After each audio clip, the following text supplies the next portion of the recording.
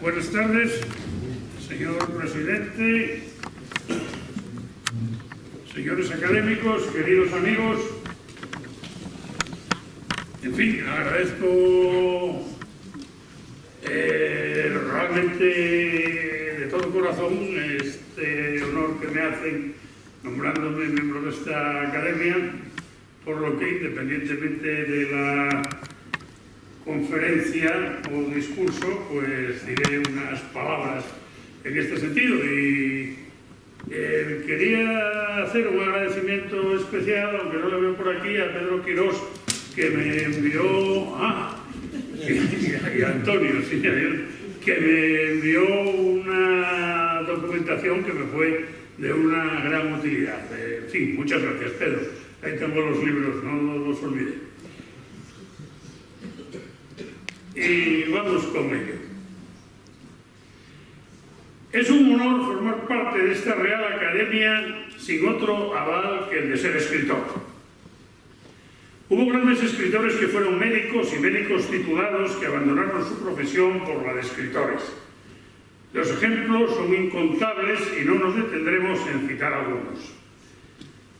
Baste constatar que hubo en toda época profesionales de la medicina que simultanearon sus ocupaciones profesionales con el cultivo de las letras, escribiendo no solo trabajos de carácter médico y científico, sino amena literatura, ensayos, poesía, novelas y teatro.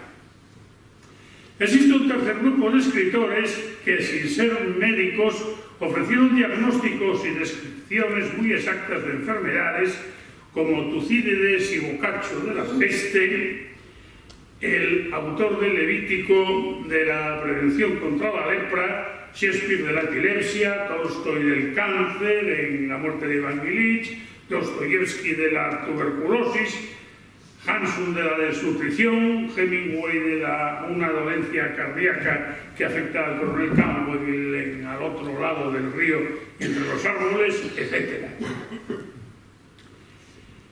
En este sentido podría entenderse la literatura como una fuente de información de la medicina.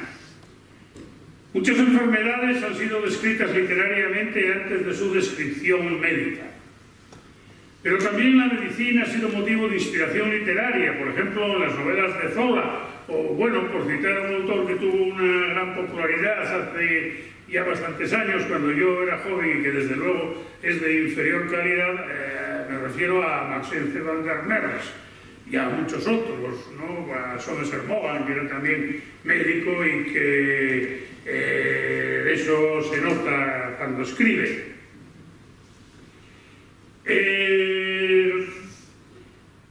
Al tiempo que casos médicos se convirtieron, tratados por novelistas o dramaturgos, en asuntos de obras de prestigio y conocimiento universal. El doctor Sorapán de Rieros, en su Medicina Española contenida en Proverbios, libro que me regaló hace ya muchísimos años Arturo Cortina, acude a testimonios de poetas como Teócrito, Plauto, Terencio y Virgilio y afirma, invocando la filosofía, que la naturaleza es autora y madre de todas las cosas de este mundo. Por tanto, la naturaleza produce la enfermedad y en la naturaleza se busca y se encuentra la salud, es decir, su remedio. Medicina y literatura no solo son complementarias, sino que de diferente manera tratan los mismos grandes temas eternos: el dolor, la piedad, el sacrificio, la abnegación, el horror, la comprensión, la compasión y la esperanza. Decía Tolstoy que para escribir hay que comprender, ponerse en el lugar de un perro si se escribe sobre un perro y en el de un árbol si se escribe sobre un árbol. ¿Cómo podrá concebirse a un médico que no comprenda no solo al enfermo, sino el sentido de las cosas? Tal vez debido a esta íntima y antiquísima vinculación entre la medicina y la literatura, no esté de más un escritor aquí, que no es más que escritor. Es un honor, de todos modos, muy grande, que yo agradezco.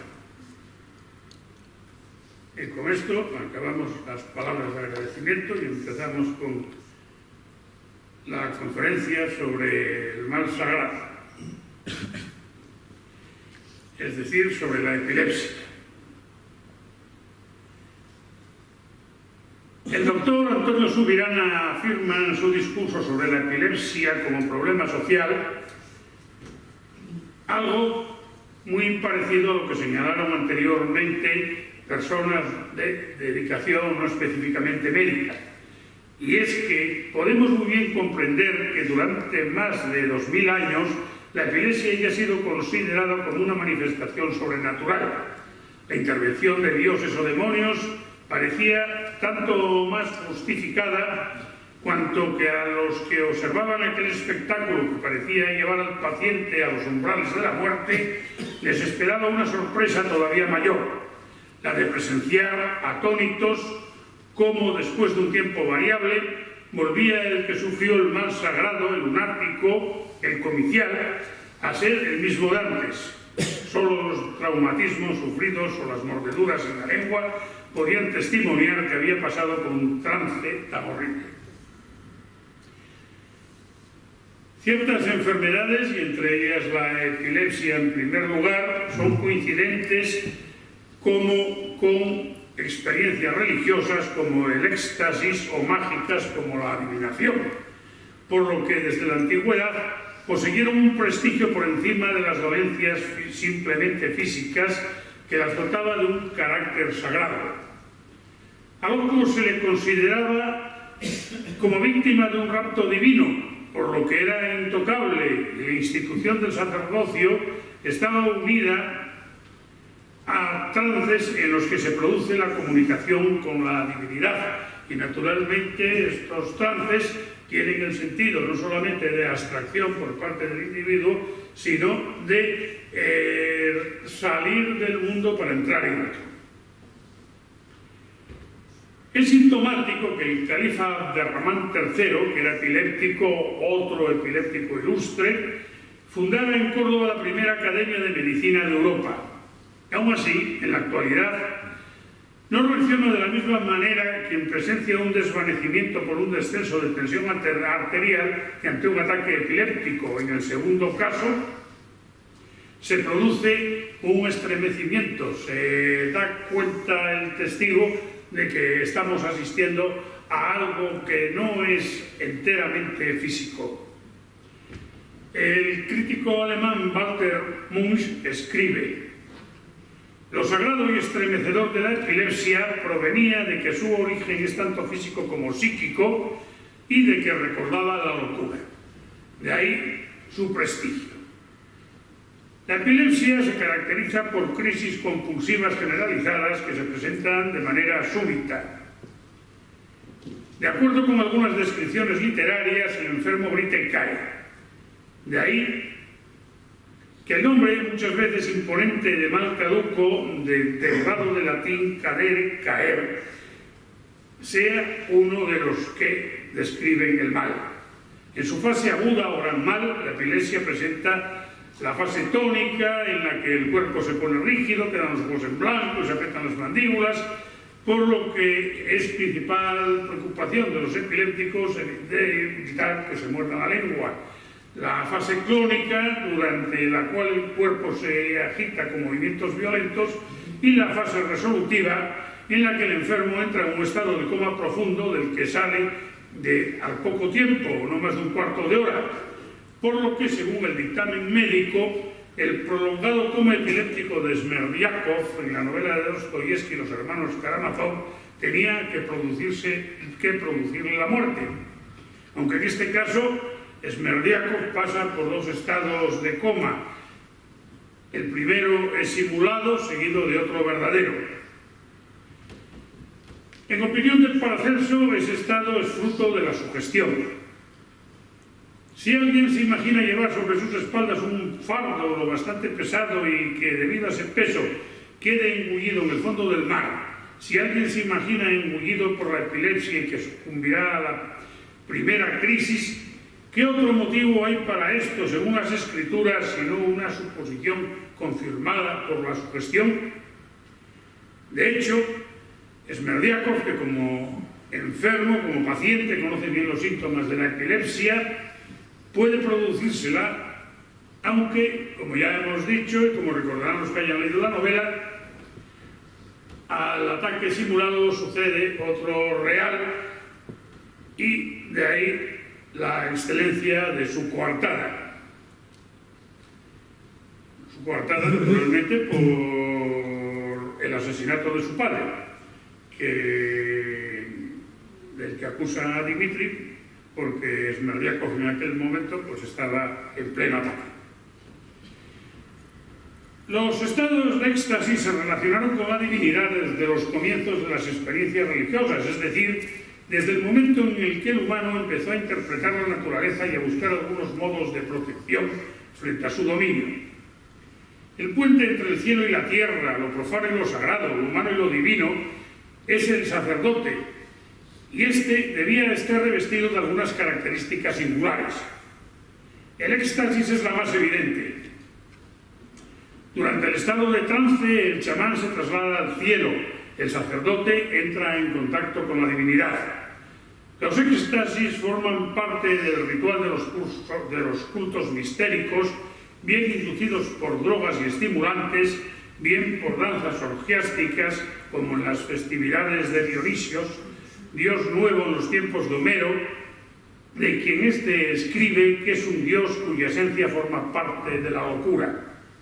Eurípides menciona en las Bacantes, entre sus atributos, que es dios de la adivinación. Domina al hombre con frenética locura, pero hace que presagie su porvenir. Fuera ya de razón el hombre, bajo influjo suyo, nos deja ver el futuro. Adivinación y locura, dos maneras de entender la misteriosa y compleja presencia de la divinidad que impregna el mundo de los iniciados. La característica básica de la naturaleza de Dionisio será la locura, afirma Karl Kerensky. Una locura inherente al mundo en sí y no ese trastorno transitorio o duradero que puede sobrevenir a una persona como una enfermedad. No era una enfermedad ni una decadencia de la vida, sino el acompañante de su suprema salud. Estas palabras de Nietzsche encajan aquí a la perfección. La enfermedad sagrada es el rapto por el Dios. No es una dolencia orgánica debido a alteraciones físicas o psicológicas, sino una forma de posesión. Por lo que a los locos son respetados desde las soledades árticas hasta las grandes planicies americanas. Todos recordaremos aquellas películas del oeste en las que los indios respetaban siempre a loco, el loco que estaba poseído por un dios. A esto se añade la existencia de epilépticos ilustres como Julio César, Mahoma, Lord Byron, Flaubert, Dostoyevsky, etc. No alargaremos la lista. Y es la epilepsia, o algo muy parecido a ella, uno de los fundamentos del chamanismo. De acuerdo con la definición de Salomon Reinach, los chamanes son sacerdotes extáticos elegidos entre los epilépticos o los que, valiéndose de ejercicios o drogas, son capaces de producir en sí mismos el éxtasis. Mircea Eliade, exponiendo la histeria ártica, debida, según Oltmann, al frío excesivo, las largas noches, la soledad, la desnutrición y la falta de vitaminas, etc., señala que la única diferencia que señala a un chamán de un epiléptico es que el último no puede llegar al trance por su propia voluntad. El éxtasis chamánico es, en la zona ártica, un fenómeno espontáneo y orgánico, y solamente refiriéndose a dicha zona se puede hablar de gran chamanismo, esto es, de la ceremonia que acaba en trance cataléptico real, durante el que se supone que el alma abandona el cuerpo y viaja hacia los cielos o los infiernos subterráneos.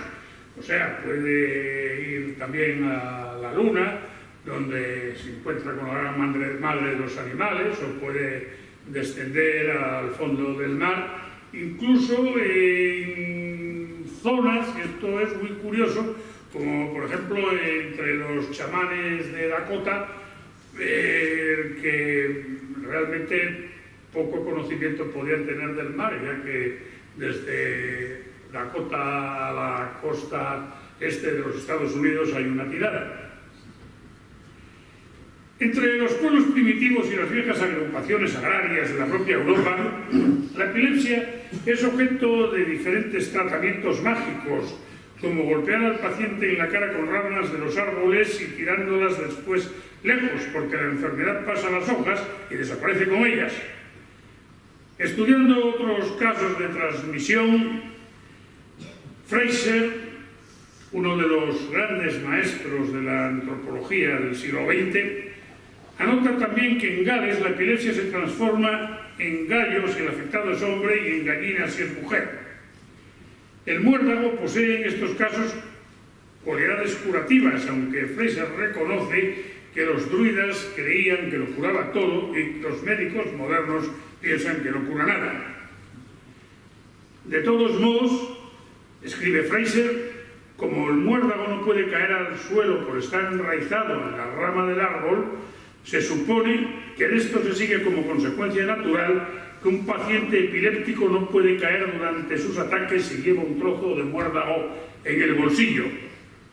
Y un epiléptico que no cae, añadimos, al menos según los romanos, no es un epiléptico. Jensen, en un libro muy estimable, Mito y cultura entre los pueblos primitivos, señala que la causa principal de la enfermedad es vista por los pueblos primitivos como una perturbación del orden universal por medio de un acto arbitrario del hombre. En tal caso se considera por lo regular a la deidad como causante de la enfermedad.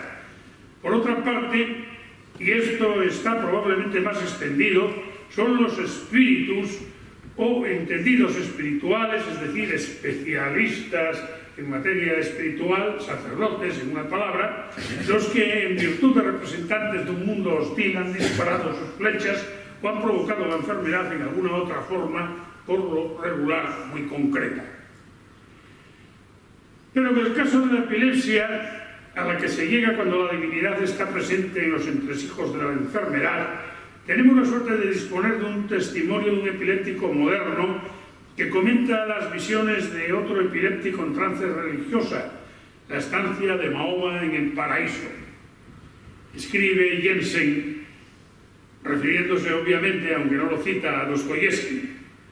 Las vivencias del profeta se parecen en todos los sentidos esenciales a las del chamán de los pueblos primitivos, pero no es raro que sea epiléptico y está en condiciones, según sus indicaciones, de trasladarse a mundos no terrenales descritos a menudo como paraísos, pues encontramos aquí, en un medio cultural que nos es familiar, por indicación, aunque provenga de un escritor, de un novelista, es decir, de Dostoyevsky, más afín a los pueblos primitivos a propósito de dicha enfermedad que la del médico, para quien el concepto actual de la misma es distinto, de modo que ya no queda lugar para la visión mística, es decir, que la epilepsia queda relegada, digamos, a la literatura y a la magia, y otro es el terreno de la medicina, aunque numerosos etnólogos, según veremos luego, no comparten esta opinión y piensan que la epilepsia no es de modo alguno un problema médico. El paraíso descrito en el Corán, Sura 55, está compuesto de dos jardines frondosos de los que emanan dos fuentes y en los árboles habrá dos especies de cada fruta, palmeras y ganados. Hasta aquí la descripción no se aparta de la del paraíso terrenal del Génesis. Como novedad se introducen huríes muy bellas, no tocadas por el hombre ni por el genio, retiradas en los pabellones, y los bienaventurados se reclinarán en cojines verdes y bellas alfombras. En la Sura 76, los bienaventurados beberán una mezcla alcanforada en copas y de una fuente que emana en abundancia, y por mucho amor que tuvieran a los alimentos, se los darán desinteresadamente a los pobres, los huérfanos y los cautivos. Vestirán ropas de seda y se reclinarán en sofás, asimismo de seda, que estarán preservados del calor y del frío. Los frutos estarán al alcance de la mano y circularán entre ellos criados de eterna juventud. Viéndolos, se les creería que son perlas desparramadas, portando vasijas de plata y copas de cristal llenas de una mezcla de jengibre tomada de una fuente llamada salsalín. Su señor le servirá una bebida pura, dice Mahoma. En consecuencia, como ven ustedes, esta visión, este rapto, este lugar en el que Mahoma afirma que estuvo, y esto es lo que le da a su relato un carácter chamánico, es decir, si fuera pura literatura, si fuera un relato ajeno a la propia experiencia del que lo relata, pues sería otra cosa, pero Mahoma afirma claramente que él estuvo allí, que estuvo en ese paraíso descrito. En relación con estas visiones paradisíacas, Dostoyevski confió a la matemática Kovalevskaya que Mahoma estuvo realmente en el paraíso. Dostoyevski sí lo creía, durante un ataque de epilepsia, enfermedad que padecía como yo. No sé si esa dicha dura segundos, horas, días o meses, pero por ella ofrecería todas las alegrías que puede ofrecer la vida. La plenitud que precede a la fase aguda del ataque epiléptico es descrita en el capítulo 5 de la segunda parte del Idiota como una experiencia casi placentera. Pensó, escribe Dostoyevski, en la fase que anunciaba sus ataques de epilepsia cuando éste le sorprendía despierto. En plena crisis de angustia, de atontamiento y opresión, le parecía que de repente se abrasaba su cerebro y todas sus fuerzas vitales adquirían un ímpetu prodigioso. En ese momento fugacísimo, el sentido y la conciencia de vida se subduplicaban. Su espíritu y su corazón se iluminaban con una claridad intensa y todas sus emociones, todas sus dudas, todas sus inquietudes se despertaban a la vez para convertirse en una serena soberanía hecha de alegría luminosa, de armonía y de esperanza, a favor de la cual su razón se elevaba hasta la comprensión de las causas finales. El príncipe Mishkin es el gran epiléptico de Dostoyevski, es su hombre ideal, y en El Idiota se encuentran sus descripciones más completas y profundas de la epilepsia. Curiosamente, también en El Idiota se encuentran las angustiosas sensaciones que percibe un condenado a muerte. Son dos cuestiones que Dostoyevski conocía muy bien, lo que le pasa a un epiléptico y lo que le pasa a un condenado a muerte, ya que él estuvo a punto de ser fusilado.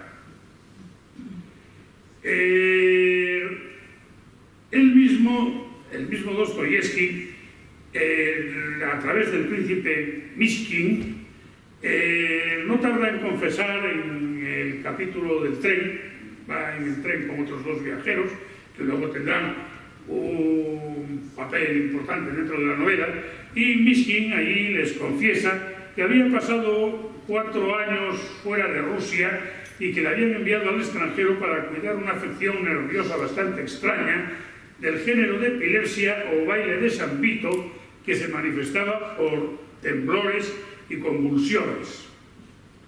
A esto hemos de añadir que el príncipe Mishkin, en fin, intelectualmente, pues es un hombre no demasiado despierto, casi llega a ser, en fin, una palabra que ahora está poco menos que prohibida por la corrección política, pero bueno, para entendernos, Mishkin es un subnormal que además se mete en la vida de los demás intentando arreglarla y no arregla absolutamente nada y acaba arruinándose. En fin, la epilepsia proporciona a Dostoyevski algunas de las páginas más notables de su obra.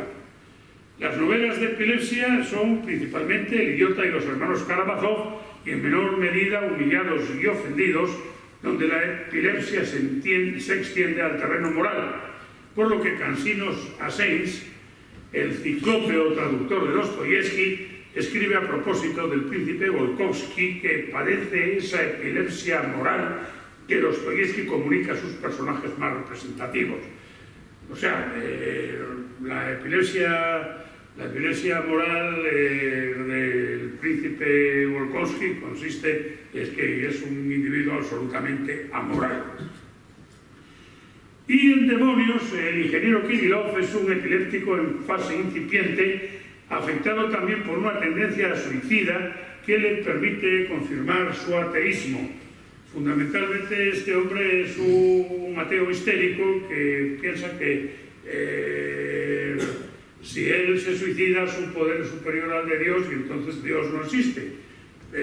Naturalmente a la hora de suicidarse el hombre flaquea y aquellos siniestros revolucionarios de la novela le ayudan a suicidarse a la fuerza. En fin, sin embargo, vamos, la desgraciada Nelly, en Humillados y Ofendidos, suma la epilepsia a las demás desdichas que padece, que son muchas y muy grandes, porque Humillados y Ofendidos es la novela más melodramática de Dostoyevski. No por eso es una mala novela. Pero los más representativos como epilépticos ya han sido citados, el príncipe Miskin y Smerdiakov. El primero es un hombre bondadoso, con tendencia invencible a arreglar la vida de los demás, lo que es una manera de intervenir en las vidas ajenas, y Dostoyevski le ennoblece haciéndole padecer la enfermedad que él mismo sufría, aunque esto no es un dato que nos sirva de mucho, porque en cambio Smerdiakov tiene todo lo que un personaje de Dostoyevski puede tener de despreciable. Era servil, además de ser lacayo, con pretensiones de afrancesado, que no quiere ser ruso, que está aprendiendo a hablar francés, como ahora aprenden a hablar inglés. Entonces en Rusia, pues para ser persona distinguida había que hablar francés. Y este individuo está abierto a toda clase de novedades de carácter intelectual y político, y además es parricida, es el verdadero asesino. Un criminal que no difiere en lo sustancial de Raskolnikov, salvo en la inferioridad intelectual y moral. Pues si el estudiante de Crimen y Castigo mata a la prestamista para demostrar que pertenece a la clase de los hombres superiores, que dicen la última palabra, Smerdiakov asesina a su padre como confirmación de la teoría de su hermanastro Iván Karamazov de que todo está permitido. Si Dios no existe, todo está permitido. Frase que se repite varias veces en la novela y todas ellas con distinto sentido. Al final, con horror. Lo mejor y lo peor surgen de estados delirantes y convulsivos. Las más detalladas descripciones de la epilepsia por Dostoyevski, que fue autor que le otorgó al mal sagrado una categoría literaria de primer orden, ya hemos dicho que se encuentran en El Idiota.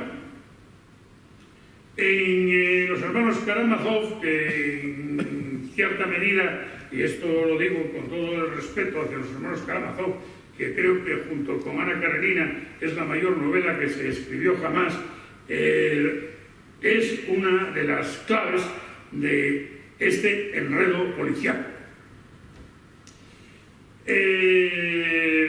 Decir que es una novela policíaca, en fin, tal vez sea excesivo, pero en realidad lo es. Hay un asesinato, hay una encuesta y lo que sí hay es un falso culpable.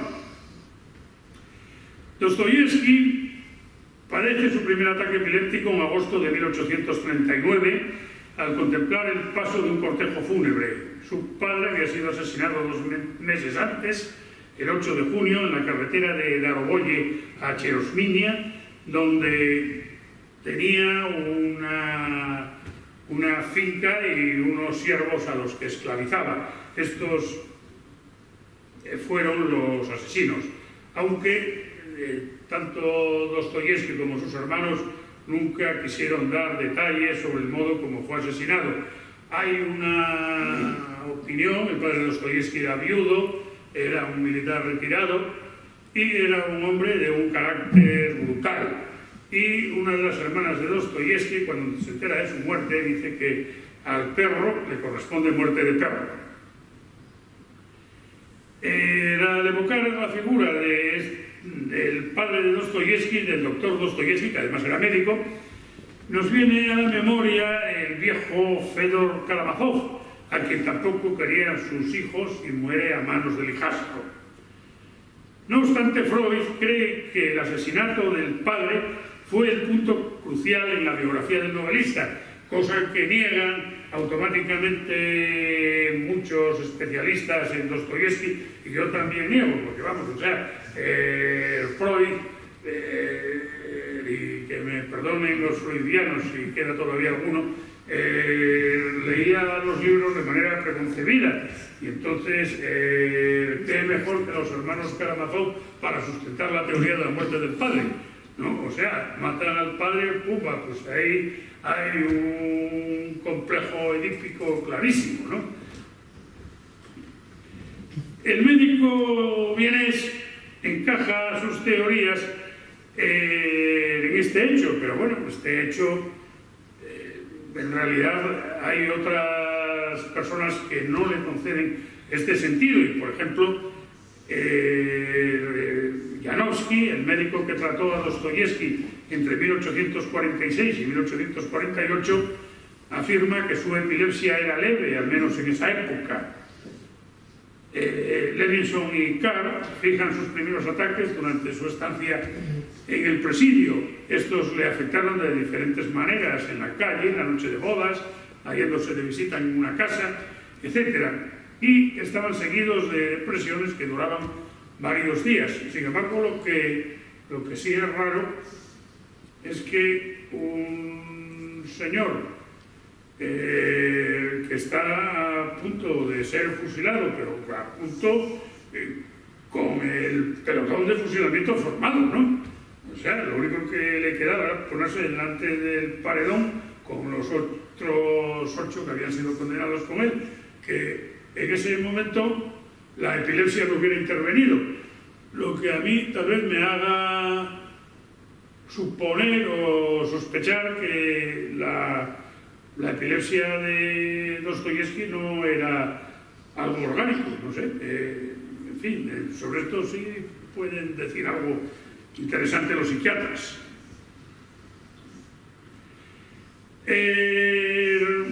Este estado transitorio de la epilepsia, del que hemos visto algunas de las más importantes expresiones literarias, se asimiló también de manera natural al terreno religioso, en el que se describen fenómenos extáticos como vinculaciones entre el sujeto que padece tales fenómenos con lo luminoso.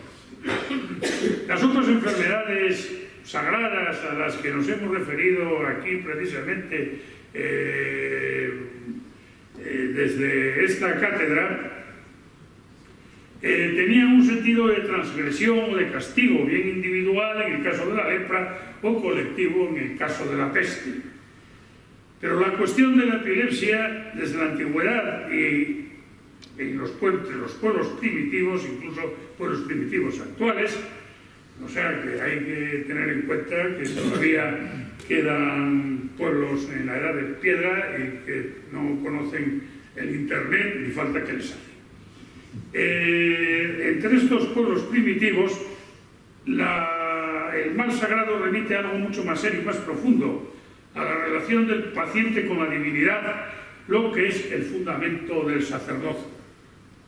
En consecuencia, desde los orígenes de la religión se afianzó la creencia de que ciertos estados no son de carácter somático o no lo son enteramente. Es el caso de la posesión, que puede ser diabólica o divina, como en los trances de los místicos, que en tantas ocasiones se aproximan a la histeria. El etnólogo norteamericano Melville Herskovich escribe que nos puede servir de ejemplo el fenómeno de posesión que encontramos entre los negros africanos y los del Nuevo Mundo. La suprema expresión de su experiencia religiosa, la posesión, es un estado psicológico en el cual ocurre un desplazamiento de la personalidad cuando el Dios viene a la cabeza del adorador. Se considera que el individuo es la divinidad misma. A menudo se produce una completa transformación de la personalidad, la expresión facial, la conducta motora, la voz, la fuerza física y el carácter de sus manifestaciones verbales son enteramente diferentes de lo que eran cuando es el mismo. Pero Herskovits niega que estos fenómenos sean enfermedades como pretenden médicos y psiquiatras, a pesar de que algunas manifestaciones externas, los ojos apretadamente cerrados, la excitación de los movimientos, revolcándose por el suelo o entrando en un estado de rigidez, sean equiparables a trances de tipo histérico. Si pasamos de la conducta a su sentido y colocamos esos actos aparentemente arbitrarios y casuales dentro de un marco de referencias, la equiparación resulta falsa, afirma Herskovits, porque en relación con la situación en que estas experiencias de posesión se producen, no pueden ser consideradas en absoluto como anormales y mucho menos psicopáticas. Están modeladas culturalmente y a menudo inducidas por aprendizaje o disciplina. La danza u otro acto de personas poseídas son tan estilizadas que quien conoce la religión puede identificar al dios poseedor por la conducta del individuo poseído. Es decir, estos trances son culturales y no somáticos. Para llegar al estado requerido de éxtasis se recurre bien a unas cuestiones, digamos, mentales, a una preparación mental, o bien al uso de drogas, o bien a danzas como la famosa danza del sol de los indios Sioux, ¿no? O sea, son cuestiones inducidas y por lo tanto culturales. El chamán actúa siempre de la misma manera. El chamán va a ver a la divinidad y se enfrenta con ella siempre de la misma forma y siguiendo los mismos ritos. Y, curiosamente, a la vuelta cuentan historias parecidas, sean chamanes del centro de Asia, o sean chamanes esquimales, o sean chamanes de las llanuras norteamericanas. Como estos estados afectan a especialistas religiosos y a fundadores de religiones, el caso de Mahoma es muy representativo tanto por la personalidad del sujeto como por las características de la religión que fundó. Muchos de sus biógrafos, no necesariamente musulmanes, niegan que sus trances visionarios fueran trances histéricos. No obstante, en su biografía se describen experiencias de tipo claramente chamánico y es evidente la relación entre el chamanismo y la epilepsia. El chamán es aquel que, a consecuencia de una crisis psicológica personal, ha desarrollado cierto poder, escribe Joseph Campbell. Torandray, en su biografía de Mahoma, cita la descripción hecha por Aisha de su acostumbrado ataque, es decir, eran ataques frecuentes, como una subida de fiebre de tal suerte que el sudor le caía por la cara, aunque era un día frío. Fundándose en esta declaración transmitida por la tradición, se ha sacado muy pronto la conclusión de que Mahoma era epiléptico, cosa que Andray discute, distinguiendo en la epilepsia un aspecto, diríamos, religioso y otro médico. Si, como sucede aún a veces, se quiere llamar ataques epilépticos a toda clase de estados psíquicos crepusculares en transporte, de pérdida ocasional de la conciencia y demás análogos, naturalmente puede decirse que Mahoma era un epiléptico. Si, por el contrario, se entiende por aquellos casos graves en que la enfermedad presenta fatales consecuencias para la salud corporal y psíquica de la persona, hay que retirar resueltamente la afirmación de que Mahoma padecía epilepsia. Otros epilépticos célebres no presentan aspectos religiosos o de posesión, por lo que se debe interpretar que su caso es más bien de carácter físico y por lo tanto con tratamiento médico que de un carácter estático, como lo era el caso de la epilepsia de Julio César, que está descrita de manera muy precisa por Shakespeare en Julio César, acto primero, escena segunda. Habla Casca, uno de los conspiradores. César se desmayó, cayó y rodó por el suelo. Cayó al suelo en la plaza del mercado echando espumarajos por la boca. Bruto. Es muy posible, padece de vértigo. Según Plutarco, el mal epiléptico se le presenta a César por primera vez en Córdoba. También padecía dolores de cabeza, lo que maravilla al autor de las vidas paralelas, pues era de complexión flaca y carnes blancas y delicadas, a pesar de lo cual desarrollaba gran actividad en todos los órdenes. Y a pesar de lo cual también Julio César le dice a Antonio, refiriéndose a Casio y a Bruto, decía, los prefería más gruesos, los prefería que les gustara comer y beber y que no estuvieran siempre maquinando. Y maquinando, naturalmente, entre otras cosas, el asesinato de César, cosa que después de que le hubiera hecho esa confidencia a Antonio hace. La epilepsia, según Lucrecio, en su poema enciclopédico de la naturaleza de las cosas, obedecía a la fuerza morbo esparcida en los miembros y agita y perturba el alma como las olas que en la salada llanura del mar hierven y espumean al violento azote de los vientos. Es la descripción clásica y poética de un autor que, haciendo gala de ateísmo y de materialismo, no tenía ningún motivo para considerar a la epilepsia como un mal sagrado. La epilepsia se ha popularizado no solo por la mucha literatura de carácter novelesco, poético, etnológico, religioso, etcétera, a que ha dado lugar, sino por las relevantes personalidades que la padecieron y por algunos que no la padecieron, como Nietzsche, que merecían haber sido epilépticos, según Thomas Mann. La enfermedad de Nietzsche, escribe Mann, no era la epilepsia, aunque podemos imaginar al autor de Zaratustra y del Anticristo como epiléptico. En fin, bueno, Dostoyevsky, Nietzsche ya tenía encima bastantes problemas de salud como para que encima le hubiera tocado la epilepsia.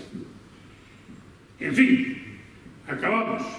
En la actualidad, en un tiempo laico se le ha perdido en buena parte el respeto a las viejas enfermedades sagradas como la peste y la lepra, que se consideran vencidas por la medicina.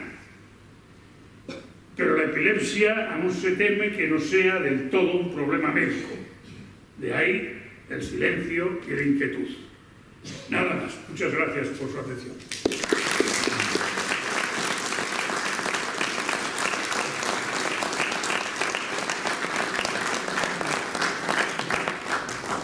Muchas gracias, señor. Gracias, Javier. Sí. Bueno, muchas gracias. Ruego al doctor López Muñiz, secretario general de la Corporación, la lectura del acta de la Junta General celebrada el 29 de diciembre que informa este año.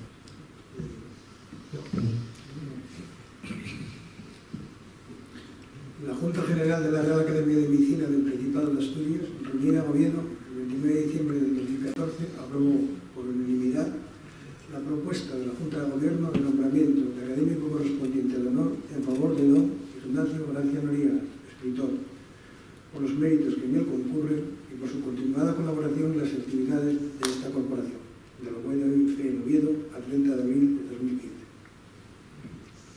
Muchas gracias. Ruego al señor Gracia Noriega se aproxime para recibir el escudo y el diploma que lo acreditan como miembro de esta Real Academia.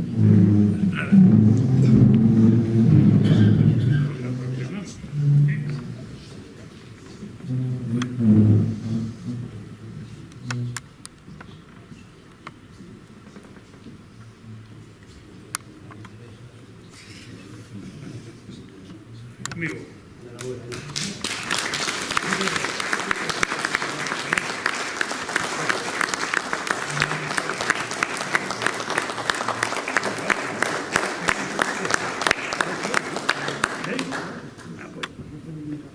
Sí, sí.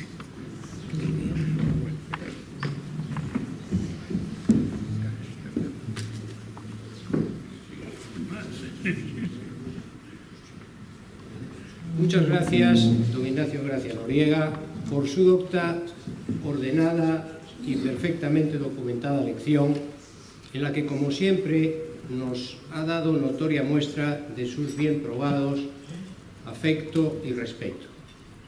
Son sentimientos recíprocos, como revela la decisión unánime de la Junta General de la Academia, que el secretario nos ha recordado hace escasos momentos. Instituciones como la nuestra, a las que no les es dada la potestad de conceder grandes prebendas o beneficios, tenemos como más elevada jurisdicción la de recibir en nuestra corporación a aquellos que consideramos en la más alta estima. Este es el significado del sencillo acto por el que usted se convierte en uno de los nuestros. De ahí la expresión de satisfacción y la más cordial felicitación por su incorporación, en la seguridad de que no se sentirá extraño junto a quienes con el máximo empeño pretendemos rendir activamente culto al saber, a la libre expresión y a la razón serena y rigurosa en la materia que nos compete. Es bien sabido que para nosotros, con independencia de las cuestiones de que se trate, aún los actos más protocolarios merecen el contrapunto de la reflexión y el debate, sin que ello suponga entrar en el fondo de las materias históricas, sociológicas o culturales que ya han sido examinadas con toda idoneidad y competencia. La genuina perspectiva médica y, por tanto, con una profunda carga deontológica, nos impide considerar a la enfermedad, cualquiera que ésta sea, como objeto sagrado, digno de respeto o reverencia por su carácter empíreo, está relacionado con la deidad o por ser imputable a fuerzas sobrenaturales de origen ignoto o apartado. Ello no evita que en nuestra historia sea frecuente, como usted ha dicho, por ignorancia de la etiología y la patogenia de los padecimientos, la sacralización de nuestro mayor y repugnante enemigo capaz de amenazar el más preciado bien, que es la vida. Por fortuna, los más insignes predecesores de la medicina científica, me refiero, como es natural, a Hipócrates y a su escuela, no permitieron que su curiosidad fuera seducida, su ánimo cautivado, su voluntad mellada u ofuscada, e hicieron oídos sordos a los cantos de sirena que los tentaban a tomar una actitud intransigente sobre las pretendidas causas extrasensoriales del proceso de enfermar, incluida la epilepsia. El ejemplo más claro es precisamente el que usted ha tratado hoy, el llamado mal o enfermedad sagrada, el mal llamado mal sagrado o enfermedad sagrada.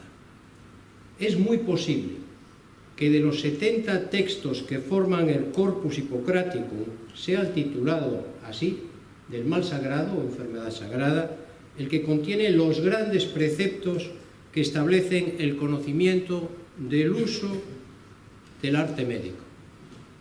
No es desorbitado decir que es la más importante fuente de inspiración de la medicina científica al introducir de forma decidida la racionalidad médica sobre la base de las observaciones objetivas. Véanse algunas de sus interpretaciones. La enfermedad llamada sagrada, dice el texto, surge por otras causas, sobre todo por aquellos agentes externos que penetran y se retiran del cuerpo, como los vientos, el frío o el sol, que siempre son cambiantes y nunca dejan de ser causas naturales.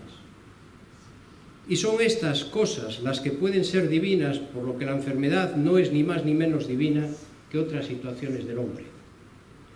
Los primeros en calificarla así fueron esa clase de gente que llamamos brujos, curanderos, embaucadores y charlatanes, que invocando a los elementos divinos, a la naturaleza, son capaces de protegerse de sus propias equivocaciones y fracasos por no poder proporcionar los tratamientos adecuados.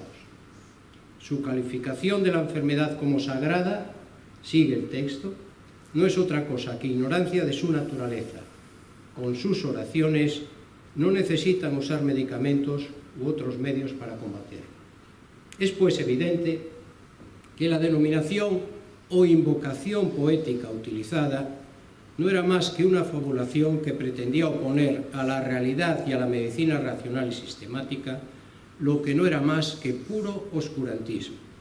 Como es notorio, la primera se abrió paso a lo largo de los siglos a través de la densísima espesura tejida por la ignorancia, el engaño y la superstición. Para ello, la medicina tuvo y aún tiene que oponer a quienes engañan y a los que dudan un preciso ejercicio de equidad, templanza e inexcusable inclinación a conducirse por la razón, la conciencia y el sentido del deber. Los verdaderos médicos de entonces creían que el cuerpo y su fisiología eran una completa y armónica unidad a cuyo mando estaban los humores y el aire, como es bien sabido. La enfermedad, por tanto la epilepsia también, provenía del desajuste entre las proporciones de sangre, de flema, de bilis negra y bilis amarilla. Cuando Erasístrato, 4 siglos antes de la era cristiana, atribuyó la dificultad de que el aire llegara al cerebro debido a la penetración de la flema en las venas y aconsejaba mantener al enfermo epiléptico en ambiente cálido para facilitar la llegada a ese órgano de los espíritus animales o nutrientes, estaba sentando las bases de la medicina científica. No deben, por tanto, extrañar las actitudes relativas al paradigma de la epilepsia como antitético de la falsa medicina mágico-religiosa y la siempre reiterada necesidad de recordar la historia como antídoto para no caer o perseverar en el error. Hoy la epilepsia, sus presentaciones y los trastornos asociados nos siguen planteando muy importantes interrogantes, con independencia del éxito del tratamiento sintomático. Les eximo de citar algunos de estos casos y termino. Señor Gracia Noriega, le reiteramos nuestra más afectuosa felicitación, incluyendo en ella a sus familiares y amigos. No dude de que su próxima intervención en la Academia es esperada ya con ilusión y expectación. Señoras y señores, gracias por su asistencia y su atención. El acto ha terminado. Se levanta la sesión.